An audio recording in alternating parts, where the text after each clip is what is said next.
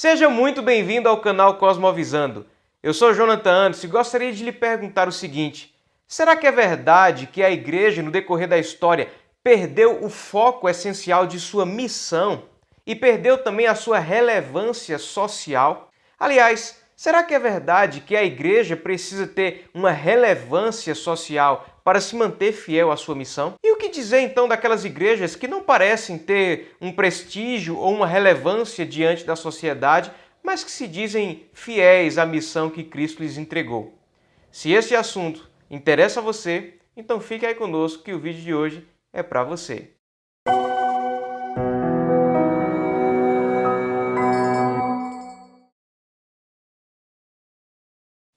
Você que está inscrito aqui no nosso canal já deve ter percebido que nós estamos seguindo uma série de vídeos com base neste livro aqui, Por que Amamos a Igreja, do Kevin DeYoung. Nós já gravamos aqui no canal um vídeo anterior falando sobre o aspecto histórico, segundo o qual a igreja teria se corrompido no decorrer de sua história.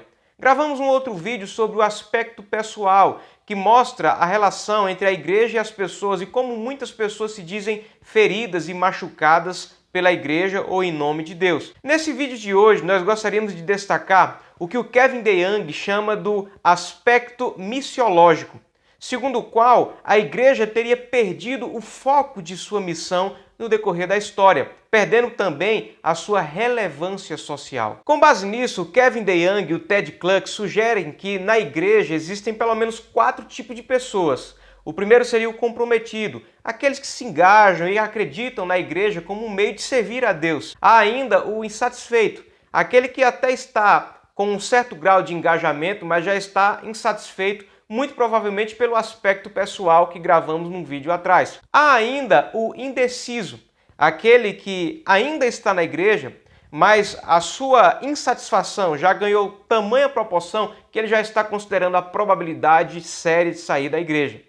E há, por fim, o desconectado, aquele que já deixou a igreja e não quer mais pensar na possibilidade de retornar a ela, ou mesmo aquele que nunca esteve na igreja e também não considera a possibilidade de fazer parte dela. Para os insatisfeitos, indecisos e desconectados, uma das razões para isso é exatamente o aspecto missiológico, segundo o qual a igreja teria se perdido a sua missão, perdido o seu foco principal de existência. Muitos acreditam que a igreja perdeu o rumo, a influência e o seu propósito principal. Portanto, a igreja só tem 2 escolhas: mudar ou morrer. Nossos membros mais fiéis, segundo esta perspectiva, estão morrendo.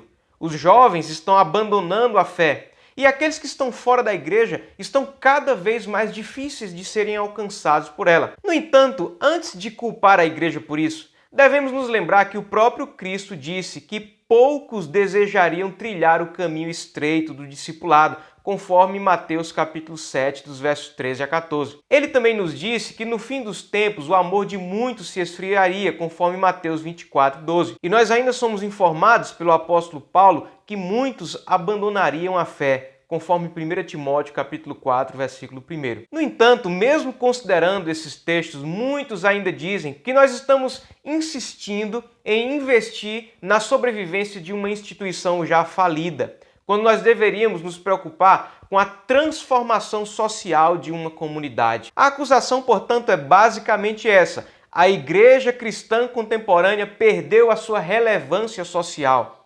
As novas gerações, portanto, não dão mais ouvidos a uma instituição ultrapassada, falida e que não tem relevância na sociedade. Portanto, para a igreja, como eu disse, só restariam 2 opções: ou ela muda, ou ela se faz relevante socialmente falando, ou então ela está fadada ao fracasso. Antes de nos apressar em responder a estas acusações, mais uma vez, como em outros vídeos digo, é preciso parar e olhar para nós. Nós que somos líderes eclesiásticos precisamos responder algumas perguntas com sinceridade e honestidade. A primeira delas é a seguinte: será que nós acreditamos realmente no evangelho que nós estamos pregando? É claro que a obra da regeneração pertence ao Espírito Santo.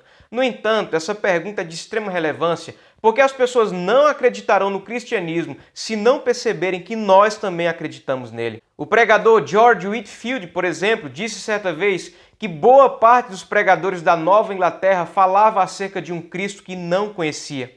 E ele concluiu, portanto, que uma boa razão para muitas pessoas estarem mortas espiritualmente na igreja é porque pessoas mortas estão pregando para elas a partir do púlpito. Uma outra pergunta que nós devemos responder é: será que nós realmente confiamos no poder do Evangelho e, portanto, estamos colocando a palavra do Senhor no lugar que lhe é devido? Porque talvez se as nossas igrejas estejam encolhendo, uma das possíveis razões é que o lugar da palavra de Deus no nosso culto também está encolhendo. Isso, portanto, já faz um link com as próximas perguntas, que são: nós estamos proclamando o Evangelho para as nossas congregações, e não apenas o Evangelho, mas o verdadeiro e correto Evangelho? Porque se nós realmente não acreditarmos no Evangelho e não anunciarmos o Evangelho correto às nossas ovelhas e tentarmos entreter pessoas com todo tipo de artifícios, nós até poderemos encher as nossas comunidades, mas estaremos enchendo as igrejas de pessoas sem vida e que, portanto, jamais gerarão frutos dignos para a glória de Deus e o benefício do próximo. E a última pergunta que eu destacaria diz respeito exatamente com a acusação que é feita. Será que nós realmente estamos embelezando o Evangelho com as nossas boas obras? Ou será que nós estamos míopes diante das implicações sociais que o Evangelho naturalmente tem? Porque se este for o caso, então talvez a acusação de que a igreja não tenha relevância social, na verdade, seja uma constatação da negligência de muitas comunidades que não enxergam as aplicações práticas dos princípios de sua fé. No entanto, tendo considerado essas perguntas, passemos então a analisar a acusação. É importante dizer que todos nós sabemos que o Evangelho tem implicações sociais. Mas onde é que nós vemos o apóstolo Paulo, por exemplo, escrevendo que o foco da igreja deve ser a transformação social? Perceba que mesmo diante de um império injusto, onde é que nós vemos Paulo ou outro apóstolo qualquer buscando uma revolução social? É importante destacar que algumas coisas são de responsabilidade dos cristãos e não da igreja. Nesse sentido, então, a igreja prega o Evangelho e mostra às ovelhas as aplicações e implicações do Evangelho que é pregado. Se você quiser saber mais sobre isso, basta procurar aqui no nosso canal um vídeo sobre cosmovisão cristã e você vai perceber a forma como a nossa fé tem implicações em tudo aquilo que nós fazemos, para a glória de Deus e para o benefício do nosso próximo. No entanto, tendo considerado isso, é importante destacar que o trabalho principal da igreja não é mudar socialmente a comunidade, muito embora isso possa acontecer como consequência do Evangelho. Mas se nós sustentarmos que o nosso trabalho primordial seja simplesmente transformar a sociedade e demonstrar uma relevância social, a pergunta é: o que é que diferenciaria a igreja de outras instituições? O que é que iria diferenciar a igreja de outras organizações não governamentais e tantas entidades de filantropia e caridade, por exemplo? É importante destacar que a igreja, uma vez tendo cumprido o seu papel, o seu dever de casa,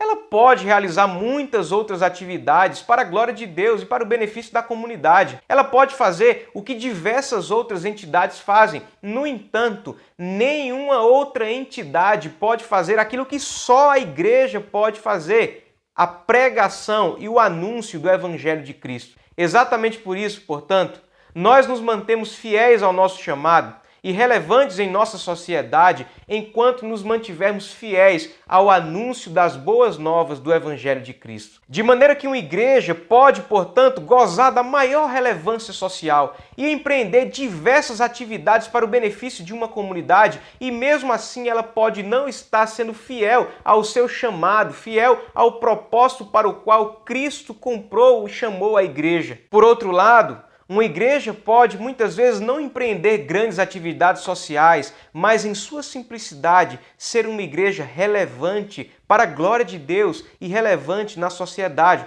porque ela se mantém fiel no anúncio das boas novas, aquilo que nenhuma outra instituição de caridade pode fazer, porque essa tarefa foi dada à igreja, a nós, o povo de Deus. Por isso, diante do aspecto missiológico, pelo qual muitos abandonam a igreja com a acusação de que ela perdeu a relevância social, nós destacamos: a igreja se mantém relevante na sociedade enquanto se mantém fiel ao seu chamado, fiel à sua vocação em anunciar ao mundo as boas novas do Evangelho de Cristo Jesus. E se você gostou desse vídeo, peço que acompanhe aqui no nosso canal os outros vídeos desta série sobre igreja. E compartilhe esse vídeo com o máximo de pessoas possíveis e se inscreva aqui no nosso canal. Até o próximo vídeo e um forte abraço!